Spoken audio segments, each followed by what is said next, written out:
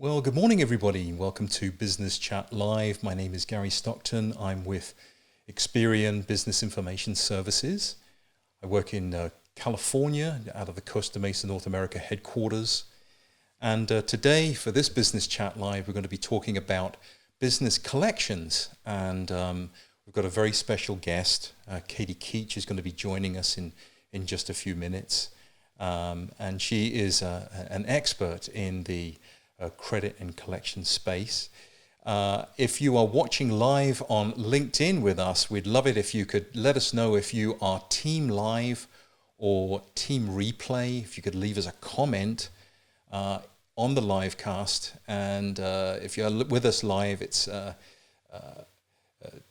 hashtag team live. And again, if you're watching this later, you can just comment team replay. I'd be very curious to see where everybody is watching from today too. Also, let us know where are you watching from if you are live on LinkedIn. And that would be great. And let us know also if you work in credit and collections. So I want to bring on our guest, Katie Keich, and she is VP of Commercial Services for InsideARM. And Katie, welcome to Business Chat Live. Thank you, Gary, and thank you to Experian for having me. So delightful to have you on. And so, Katie, if you could just tell us about your role at InsideARM, and also what InsideARM does for business credit professionals. Absolutely. So InsideARM is a media and publication company that specializes in being the go-to resource for the credit and collections industry. We do both consumer and commercial. We are, just launching this commercial division in March of 2019, and I am heading it up, specializing in creating custom advisory packages, training courses. We've got the workshops that'll be 2 hours long. That's more of the a la carte version, and then also some custom advisory packages that are, full day training courses or even a couple of day training courses on site. So we're really excited about that. For 2019. That's great. So you're a media and training company really at the core, and your specialty is on the commercial side, correct? Yes, absolutely. Okay, cool. So we've been talking. I think we connected actually here on LinkedIn, right? I think it's maybe 4 weeks ago. And yes. I must say it's just been great getting to know you and to learn about InsideARM and some of the things that you're doing. And so for a credit collections professional, should we talk a little bit about, what is a good starting step for a collections professional when they're just getting started to collect maybe an outstanding debt? Yeah, absolutely. So the first thing that I think is most important that a lot of collectors and credit professionals don't do today is start with thinking about the end in mind. And what I'm referring to when I say that is go into the relationship with what are all the things that I need to do to be proactive versus reactive. And if the customer doesn't pay, I've already covered my basis. So I think it's really important that the credit and collections professionals actually, challenge themselves to think about, okay, well, what happens if the customer doesn't pay? And what are all the reasons the customer doesn't pay when starting the relationship? Okay, very good. So, how important is, how does empathy play a role in being successful in collecting outstanding debt? Yeah, that's a great question, and one that I teach all the time. I think it's so important that the credit and collections professionals have empathy in their delivery and in their tone. When you're talking to a customer, they want to talk to you when they feel that you're there to listen and help them. If they feel that you're being too scripted, robotic, those kind of things, they don't think that you're there to help them. They think that you're there to collect the money. And yes, in fact, we are there to collect the money, but it's really important that our delivery has the empathy so that they come to us when they get into struggles, financial distress and whatnot. Mm-hmm. Excellent, excellent. So if the audience, our live audience, if you could again engage with us in the comments, I'm going to try and keep up with as many comments as possible. I can see we've got many people dialed in from all around the world. Welcome Rames, welcome Simon, Otilla. We've got lots of people dialed in. If you work in the collection space, if you collect outstanding debt, if you work in accounting, just let us know in the comments, okay? So, Katie, getting back to the topic here, what should a collector keep in mind for when they're planning that first call? It's so important that they think about all the pieces of information that they're going to need in doing that first call. The steps of why didn't the customer pay should come into conversation, but they need to make sure that first, is the customer new, or are they coming back on board? Because I think that the first call should in fact not be necessarily a collections call, because they're not actually past due when you make that first phone call. My recommendation that this is a call that you're making before they're past due to somebody that's a new customer or left and came back within 60 days. Secondly, the idea behind that call is to build rapport with the customer. This is a non-adversary call. You want to connect with the customer, and you want to build that relationship and that trust early out of the gates so that you can make sure you've got the account set up for success. Understand their payment process. Understand what payment terms they're going to need for that payment process. Verify the account information, company name, address, phone number, and then the multiple contacts that they need to make when they're talking to the customer. Most importantly, and I'll tell you, one of my hidden tips and tricks is to find out right on that call, who is the person I would be contacting if we don't receive payment? And if that person's not available, who would the next person be in line? And I like to leave those phone calls with 1 to 3 different contacts. That's a chain of command that I would be reaching out to in the event I don't get payment. And think about that. The customer's gonna be more willing to give you that information now when they're not past due than when you're calling about a past due. So really important that you get that information. And then most importantly, confirm that they got the address or got the invoice and at the correct email address or correct address. And set really clear expectations for what it is that you're going to need from them going forward, such as remittance information, what happens if they need to file a dispute, those kind of things. Okay, very good. So if planning, effective planning, making sure that you've got all of the right information, right? And also, if we were saying the other day, if a debt is past due, it may not be because the customer does not have funds to pay the debt, right? There may be some technicality there. Can you touch on that a little bit? Yeah, absolutely. And great to point that out. So one of the things that, again, I pride myself in my trainings is to make sure that we understand that all customers are not alike. What I mean by that is that everyone has different payment processes. And in understanding the customer's payment process, you can determine what payment terms they need. So giving a customer net 7 or net 14 or giving all of your customers the same payment terms isn't necessarily going to be what's right for the relationship. In today's day and age, 45 and 60 are normal payment terms with some vendors. Certainly not my preference, but if the customer and I have a mutually agreed payment term out of the gates and they understand I need that payment to post before its due date, then we should be good to go forward. I'm not afraid to give you extended payment terms as long as you understand I can't give you an extension on the extension. Mm-hmm. That's great. Very good information. Thank you.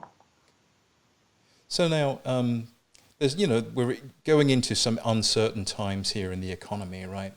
And, this may be something that would cause a collections or an accounting department to switch into more of a collections posture. What are some of the ways that collections professionals can be more versatile whenever the economy changes its conditions?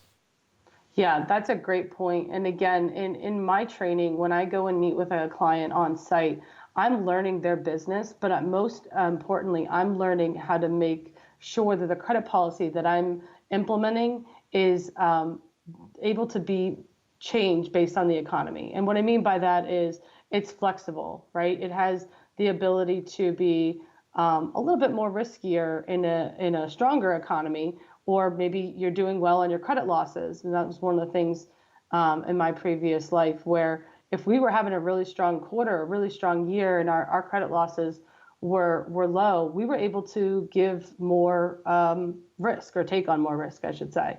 And when the economy, or we had a larger loss, or the economy started to, show signs of distress, back in the 2008, 2010 timeframe, I was able to implement a credit policy that tightened the reins. And so I think it's just very important that your credit policy is quickly able to be adaptable to the economy. And I surely don't have a magic 8 ball, but I can tell you from talking with some of the economists already that even the credit insurance providers are starting to tighten the lending.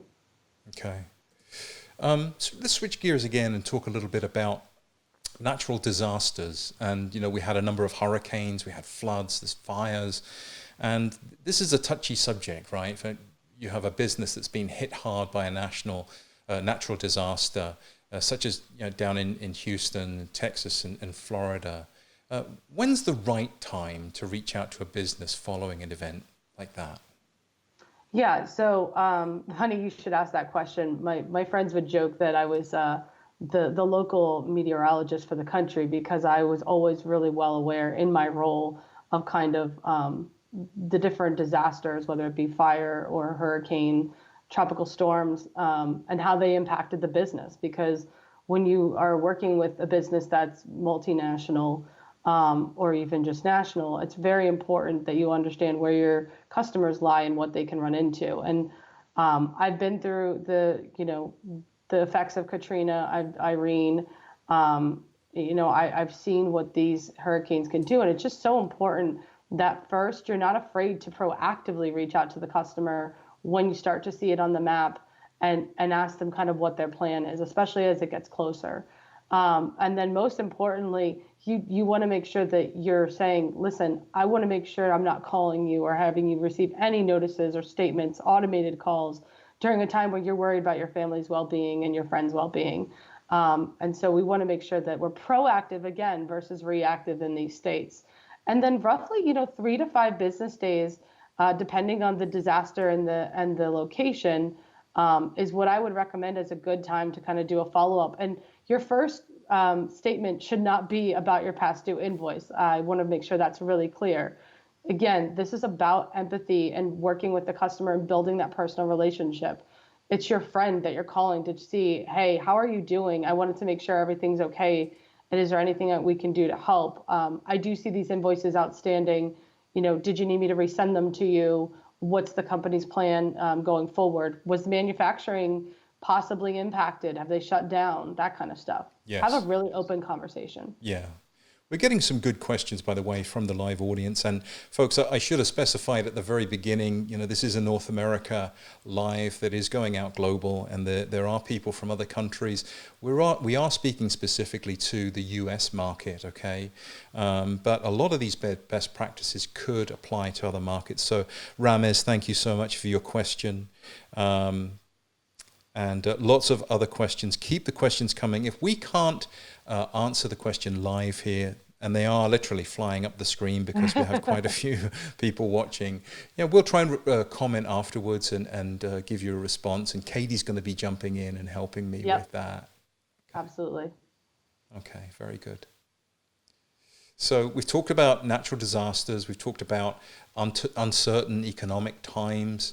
What would you, if there was someone that was starting in collections today, has chosen that as a profession, what are some of the first things and best practices or war stories that you would impart to that person to set them off on the right course? Yeah, absolutely. I think it's really important that they go in understanding that you get more bees with honey. That's the very first thing I teach brand new collectors, brand new credit analysts, and anybody really that's going to talk to the customer, is that you're always going to get more bees with honey. And so whether you have a problem, a past due balance, go in with the idea that help me help you. And if you go in with that mindset, you're going to be very successful. That's great. And audience, how many years experience, if you are in collections, if you are in accounting, how many years experience? I'd love to know the tenure of the folks that are working live. Just drop a comment for us. That would be great. That's a great question. Yeah. I'm excited to jump in on those. So we're going to wrap things up. I think one last question for you, Katie. Where can folks find out more about InsideARM? Yeah, definitely. So they can go to InsideARM.com/commercial. That's the direct page for my side of the business. We are hosting our women's conference this year in Scottsdale, Arizona for the credit and collections community. And it's really a great opportunity to get in the room with like-minded individuals. And so if you aren't registered already for that, or you'd like more information, you can connect with me on LinkedIn, or I can get you the email address. My email is keich@insidearm.com, Keich. And that's a great, another opportunity to learn more, but definitely InsideARM.com/commercial. Okay, wonderful. Well, I want to thank you very much for taking time out to chat with us today, Katie, and answer some questions, give us some best practices. Would love to have you back if you would like Absolutely. to come back on. Would love to. We can take maybe a different topic. And again, folks, if you've got ideas for topics, drop them in the comments.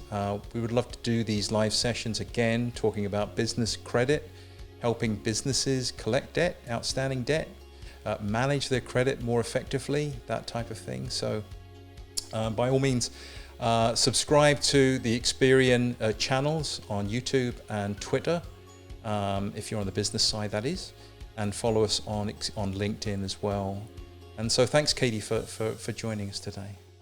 Yes, thanks, Gary. And, absolutely, I do write twice monthly blogs as well, so feel free on that InsideARM website to subscribe to the twice monthly newsletters that are sent out. I'll definitely cover some topics there too. Okay, very good. Thank you. Thank you so much for the time.